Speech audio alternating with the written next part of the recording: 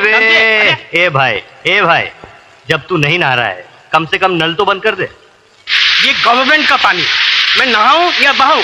तू क्यों बीच में दखल देता है? एक मिनट, ये पानी ना मेरे काम आ रहा है ना तुम्हारे काम आ रहा है। अरे किसी का भी काम आ गया, तू बीच में क्यों होशियारी दिखाता है? क्या काम कर? एक मिनट, क्यों पानी का खून कर रहे हैं आप? पानी गिरता है तो गिरने दे, तेरा बाप तो क्या जाता है? तू अपने काम पे जाता है कि नहीं? हाँ, अबे साले, बाप का नाम लेता है हाँ? चल बैठ नीचे नल के, नहीं तो जमीन में गाड़ दूंगा, समझा? यार विजय, ये तू क्या कर रहा है? अबे गेंडे, आइंदा अगर कभी मैंने देखा कि नल से पानी बह रहा है और तू साबुन लगाकर किसी से शेर शायरी कर रहा है तो तेरी ये चर्बी है ना पिघला कर रख दूंगा, समझा? विजय, पानी जैसी छोटी चीज के लिए इतना गुस्सा? हाँ, ये छोटी सी बात नहीं है मेरे यार। अगर तुझे इस बात की गहराई को समझना है तो चल मेरे साथ मेरे गांव में। मैं तुझे पानी की एक एक बूंद की कीमत समझाता हूं। अरे जीने के लिए जितना जरूरी खून होता है ना, उतना ही जरूरी पानी होता है। अरे पानी का बंदोबस्त करने तो मैं यहाँ आया था शहर में। काश भगवान ने मुझे इतना गरीब न बनाया होता तो आज ये दिन देखना ना पड़ता। मतलब ये कि काश मैं तेरी मदद कर सकता, लेकिन क्या करूं, मैं तो खुद रोज कुआं खोदता हूं, रोज पानी पीता हूं। अरे यार, तूने तो मुझे सर छुपाने के लिए जगह दी है, लेकिन तू मेरे पैसों की फिक्र मत कर। मैं नौकरी करूंगा, मेहनत मजदूरी करूंगा और मेहनत करके अपने पैसे जमा करूंगा। लेकिन विजय, शहर में नौकरी इतनी आसानी से नहीं मिलती है। अरे ढूंढने से भगवान भी मिल जाता है, तो नौकरी क्या चीज है? हाँ? विजय, तू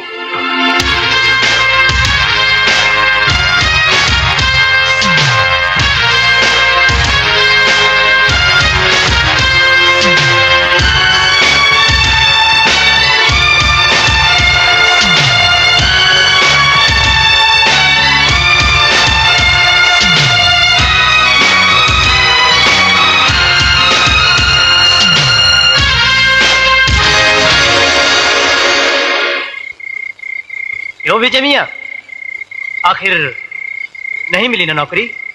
अरे नहीं मिला तो क्या हो गया मैन, आज नहीं तो कल मिलेगा, कल नहीं तो परसों मिलेगा। जॉन अंकल, नौकरी कैसे करेगा जब सेहत ही नहीं रहेगी? क्या हो गया इसकी सेहत को? सुबह नाश्ते के बगैर चला जाता है और रात को भूखा सो जाता है। देखो सनी बॉय, ये भूखा रहने वाला मामला बिल्कुल रॉन्ग। देखो, मैं तुम्हारे लिए खाना लाई हूँ और थोड़ी सी खीर।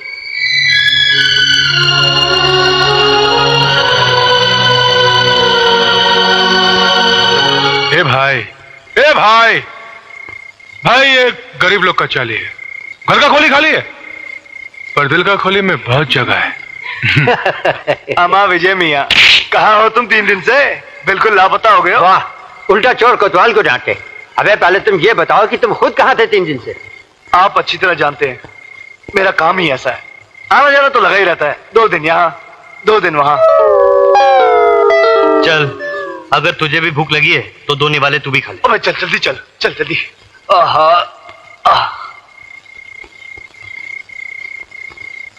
इस लड़के का जो खोएला पैसा है ना, वो इतना है कि उतना पैसा जमा करने का हम लोग सोच भी नहीं सकते। इम्पॉसिबल।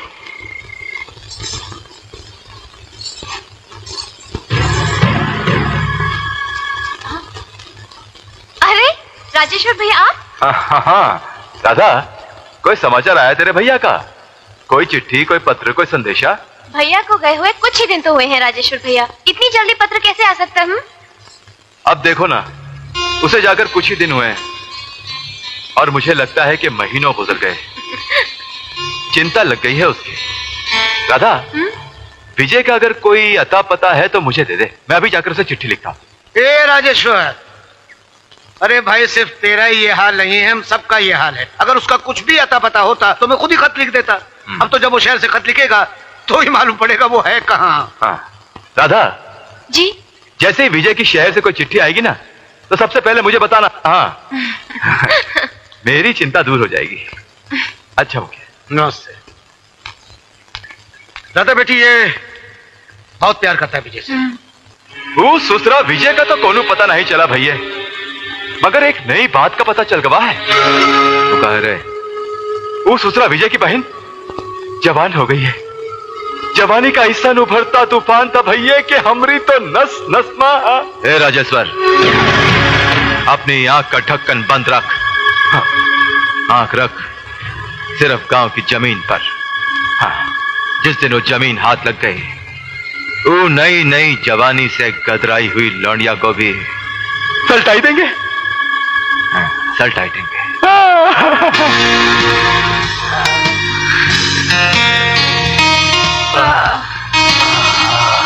सूजी डार्लिंग, आज तो तुमने मुझे खुश कर दिया।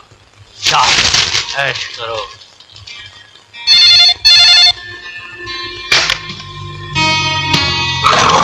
हेलो लंकेश्वर। हाँ लंकेश्वर, बोलो क्या बात है? निरंजन, हमरी वो गांव की जमीन का सौदा तो तुम कर गए, मगर अब की बार पैसा नहीं भेजा। अरे भैया, करोड़पति बाप का बेटा हूं मैं। जब चाहूं बाप की तिजोरी से जितना मर्जी पैसा निकाल लूं। तो फिर डालो अपना बाप का तिजोरी में हाथ निरंजन, और हमरा पैसा भिजवा दो। तुम फिक्र मत करो, तुम्हारी इंस्टॉलमेंट पहुंच जाएगी। ओके?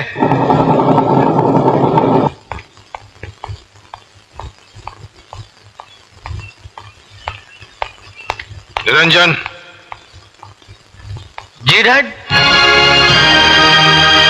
कल रात तुम कहाँ थे? डैड अपने पुराने बंगले पे।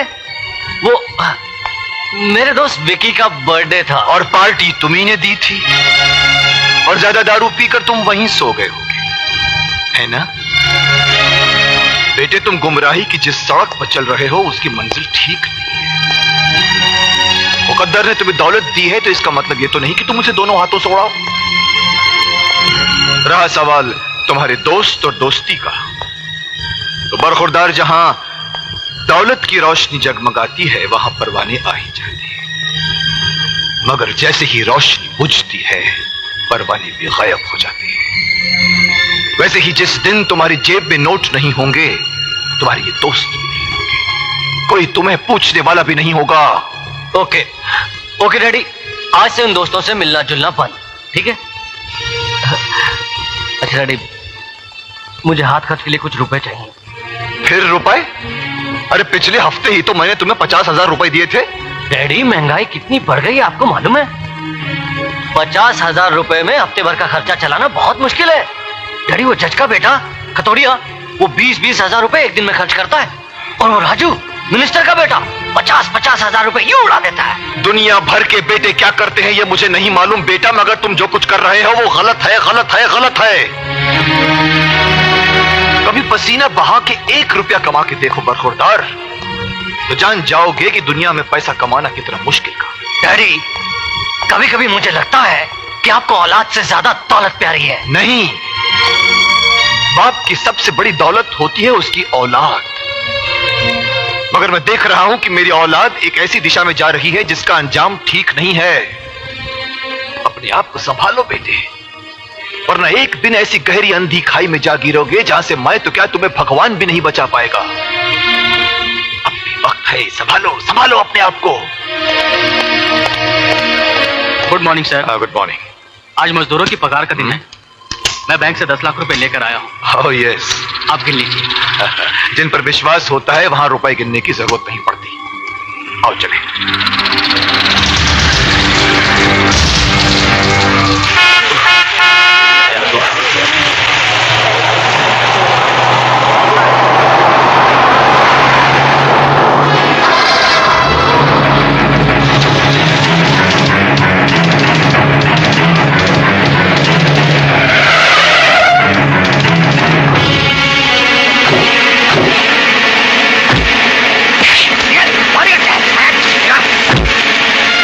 दे दो, वरना तुम्हारा आदमी का गर्दन काट जाएगा।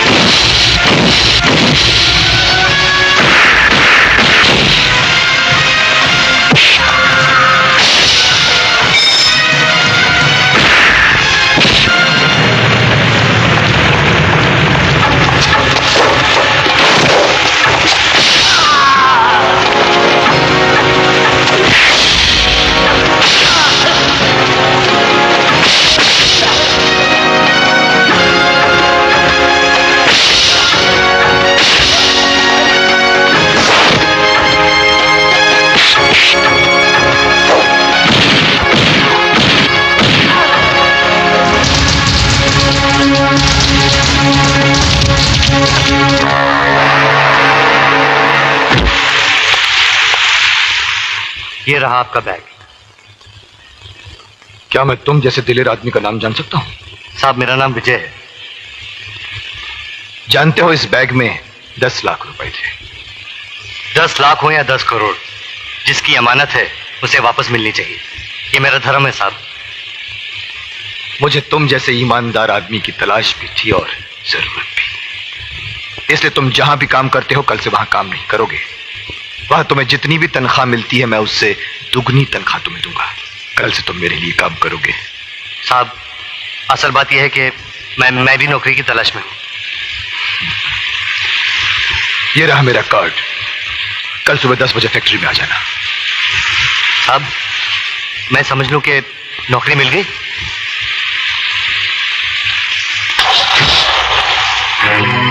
एक मामूली सा काम भी नहीं कर सके तुम लोग।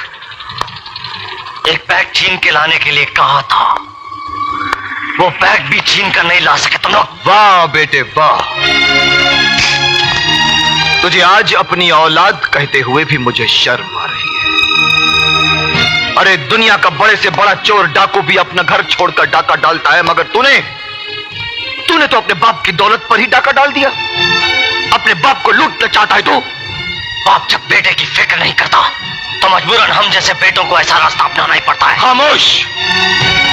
तेरे उन अय्याश और गुमराह दोस्तों पर लुटाने के लिए हराम की दौलत नहीं है मेरे पास। अरे क्या नहीं दिया तुझे मैंने? घूमने के लिए गाड़ियां, रहने के लिए आलीशान मकान, नौकर चाकर और एक अमीर बाप के बेटे का नाम दिया है तुझे मैंने। और तू आज अपनी गलती की माफी मांगने के बजाय ऊंची आवाज में मुझसे जबान लड़ा रहा है। डैडी, वो जमाने गए जब बेटे बाप से ऊंची आवाज में बात करने से घबराते थे। ये 20वीं सदी है। हर आदमी अपनी मर्जी से जीता है। अपनी मर्जी से जीना चाहता है तू? अपनी मर्जी से तो जा, जी कर दिखा मुझे। अपनी मेहनत और पसीने की कमाई से 2 वक्त की रोटी कमा कर दिखा मुझे, तब मुझसे। मुझे कमाने की जरूरत नहीं है। आपकी दौलत पर मेरा भी हिस्सा है। आपके रुपयों पर मेरा भी हक है। कानूनी तौर पर आपकी एक एक पाई का मैं भी हकदार हूं। अपने बाप पर हमला करवाकर जो बेटा 10 लाख रुपए लूटने के लिए इंसानियत को भूल सकता है, खून के रिश्तों को भूल सकता है, ऐसे नालायक बेटे का अपने बाप की दौलत पर कोई हक नहीं होता। कोई हक नहीं होता। इससे पहले कि मैं तेरे खिलाफ कोई ऐसा कदम उठाऊं जिसके नीचे तेरी जिंदगी कुचल कर बिखर जाए, संभाल ले अपने आप को, संभाल ले। ये मेरी आखिरी वार्निंग है तुझे। इसके बाद आइंदा ऐसी कोई तूने गलत हरकत की तो मैं तुझे अपनी जायदाद से बेदखल कर दूंगा।